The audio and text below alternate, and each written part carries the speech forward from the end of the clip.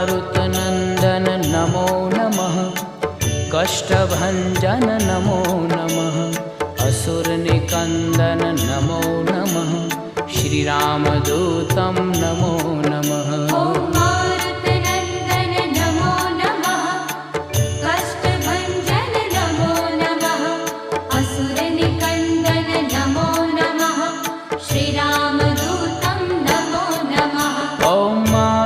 नन्दन नमो नमः।